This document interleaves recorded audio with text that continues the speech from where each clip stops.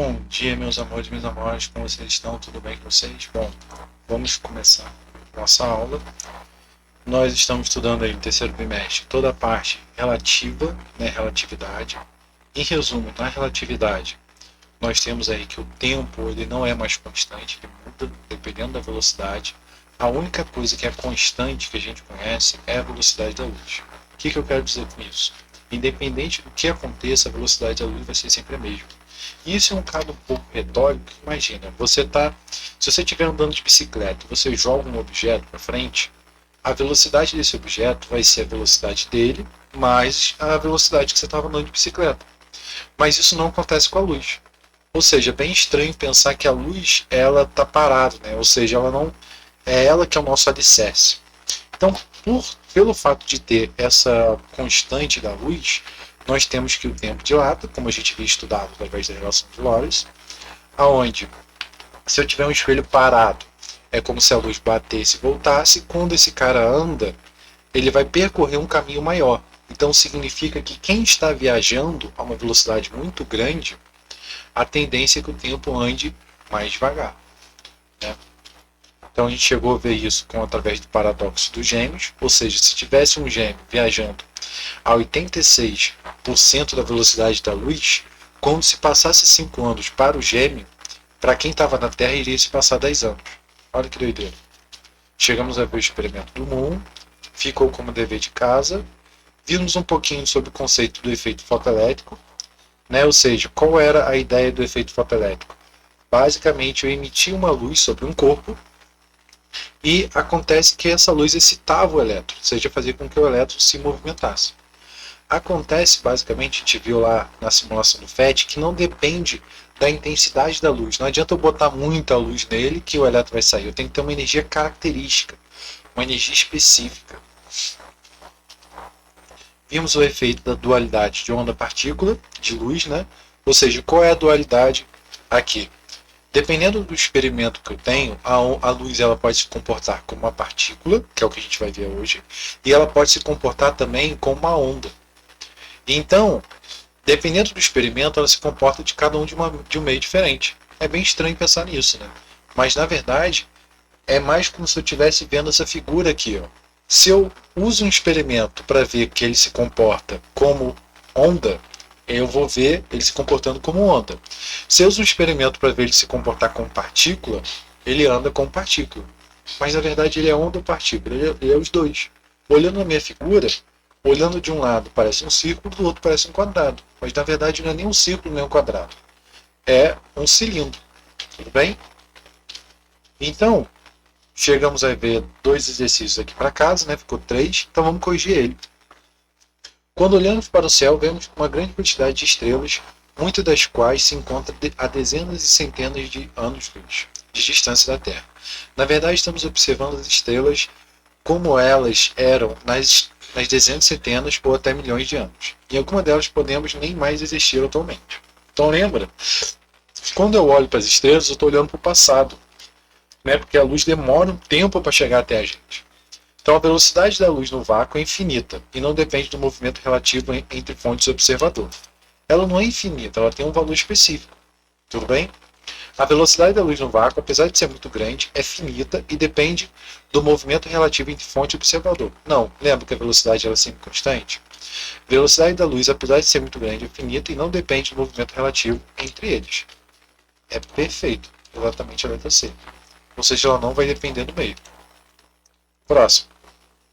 Um astronauta colocado numa espaçonave é enviado a uma estação espacial com velocidade de 0,6, em que C é a velocidade da luz, no referente da espaçonave. O tempo decorrido entre o lançamento e a chegada da estação espacial foi de 12 meses.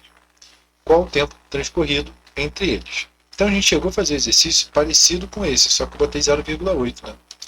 Então o que a gente tem que fazer? Primeiro passo para a gente resolver a questão é calcular o coeficiente de Lorentz. O coeficiente de Lorentz ele mostra o quão próximo esse cara vai estar da velocidade da luz. A única diferença é que, como ele fala que é 0,6c, ele diz que é 60% da velocidade da luz. Quando eu coloco esse cara aqui, ó, eu vou ter 36, ou seja, 1 menos 36 vai dar 64. Opa. 64 vai dar 0,8. Deixa eu pegar a calculadora aqui. 1 dividido por 0,8 vai dar 1,25. Então, significa que, para quem estava na Terra, passou-se 12 meses. Para quem estava viajando, se passou 1,2 vezes 12, 15 meses. Então, repare que se passaram 13 meses a mais. Ou seja, é assim que a pessoa viaja no tempo. Não tem milagre assim, para a pessoa viajar no tempo. É exatamente isso. A alta de velocidade você consegue viajar no tempo.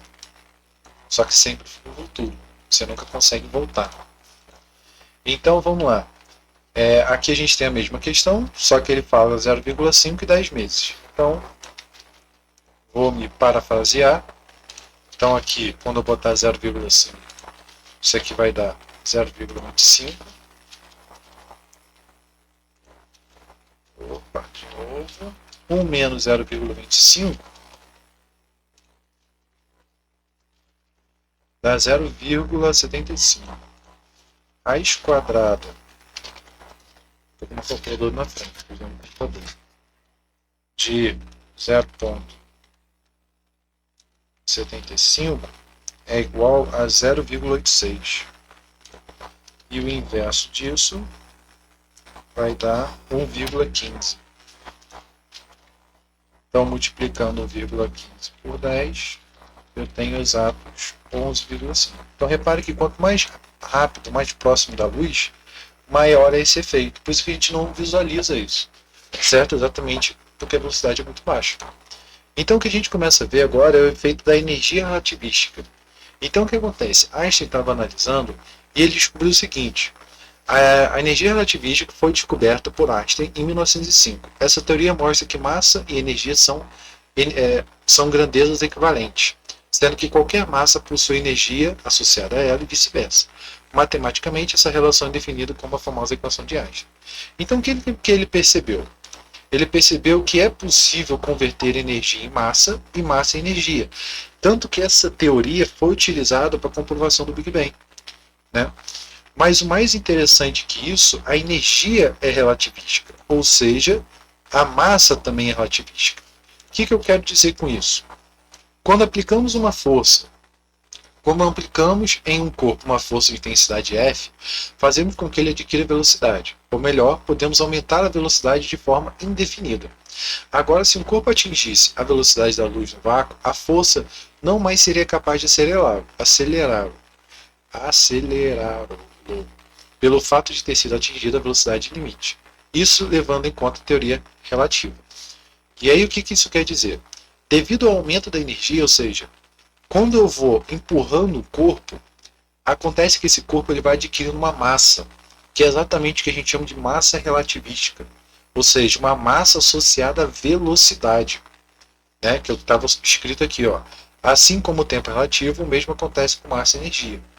Então, devido ao aumento da energia, isso se torna um grande empecilho sobre a viagem, sobre a viagem a grande velocidade espaçonaves. Então, devido ao aumento da massa, exatamente porque quanto maior a velocidade, maior a massa da nave. Logo, mais energia é necessária para um corpo se deslocar de um ponto a outro. Assim, fisicamente, existe um limite para a velocidade das naves. Então, imagina que eu estou querendo criar uma nave, porque o que me impede de visitar uma outra constelação, né, um outro sistema solar? É exatamente o tempo, a distância entre eles. São mais de 10 mil anos-luz, 30 mil anos-luz. O que isso significa? Na velocidade da luz, demoraria 30 mil anos. Repara que a gente não está nem perto da velocidade da luz. A gente não é em 0,5, metade da velocidade da luz. E qual é o grande problema disso? Eu não consigo construir uma máquina que seja rápida o suficiente. Porque quanto mais rápido essa máquina for, mais massa ela vai ter. Por ela ter mais massa, mais energia ela precisa. Então eu gasto muita energia para mover ela. E esse é o grande problema. Quanto mais rápido, mais energia demanda. Então existe meio que um limite físico para ele poder estar se movendo assim. Então, é interessante porque essa relação demonstra que ao ganhar velocidade, um corpo adquire massa. Assim, a própria luz apresenta massa. Então, se a gente for pegar a luz, fóton, né, e for pesar ele não tem massa. Mas como ele está em movimento, ele tem massa. E ele começa a adquirir massa. E aí, isso explica o efeito, por exemplo, do buraco negro. Como que a gente enxerga o buraco negro? Exatamente dessa forma, que é algo parecido. Aonde a gravidade é tão grande que até a luz se curva a ele. Mas por que a luz se curva? Porque como a luz tem uma massa, então pensa, a força gravitacional é uma força de corpos entre massa. Como a luz tem uma massa, ela atrai a massa. Atrai a luz. Então por isso que a luz ela faz essa curva. E aí a gente tem esse efeito, por exemplo, no eclipse lunar. Existe até um vídeo bem interessante que ele mostra que o Einstein provou esse efeito até no Brasil. O Brasil foi um dos pontos importantes para isso. E ele provou que, na verdade, em vez da estrela estar aqui, a estrela estaria em outra posição, ou seja, isso foi devido à curvatura da luz. E aplicações onde eu vejo isso, né, onde a gente tem isso. Qualquer sistema que necessite de uma precisão ou executar um movimento em alta velocidade precisa realizar ajustes com base na relatividade restrita.